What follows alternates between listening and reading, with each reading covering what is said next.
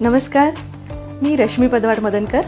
ज्यावेळी मी कार्य करत होते त्यावेळीची गोष्ट आहे. जलयुक्त शिवार हे एक फार मोठं प्रोजेक्ट महाराष्ट्र सरकारचं, म्हणजे देवेंद्र फडणवीस जे आज मुख्यमंत्री आहेत, त्यावेळेला मुख्यमंत्री असताना त्यांचं सगळ्यात पहिले महाराष्ट्रभर जे पाण्याची टंचाई होती आणि मराठवाड्यासारखा कितीतरी मोठा प्रांत जो आहे तो दुखा पडलेलं होतं आणि सगळीकडे दुष्काळ निर्माण झाला होता. त्यावेळेला या सगळ्या प्रांतांना पुन्हा हरित कसं करता येईल आणि पाण्याची समस्या कशी सोडवता येईल यासाठी त्यांचे प्रयत्न सुरू होते.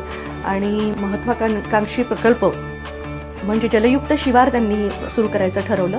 आणि त्यातला एक महत्वाचं मला अतिशय आवडलेली बाब अशी होती की जरी कॉन्ट्रॅक्टर आणि बऱ्याच लोकांना त्यांनी काम दिलं होतं तरी त्या कामाची ऑडिट करण्यासाठी, म्हणजे त्या कामाची पाहणी करण्यासाठी, त्याच्यावर लक्ष ठेवण्यासाठी त्यांनी महिला असाव्या अशी त्यांची इच्छा होती. आणि मग त्यांनी तनिष्का व्यासपीठाशी एक करार केला होता की तळागाळातल्या जेवढ्या तनिष्का व्यासपीठाच्या महिला आहेत त्यांनी त्यांच्या गावातल्या जलयुक्त शिवारच्या कामावर लक्ष ठेवून ते काम योग्य पद्धतीने होतंय का, त्या कामावर येणारी माणसं व्यवस्थित येते का, या सगळ्या गोष्टींसाठी त्यांनी प्रयत्न केले.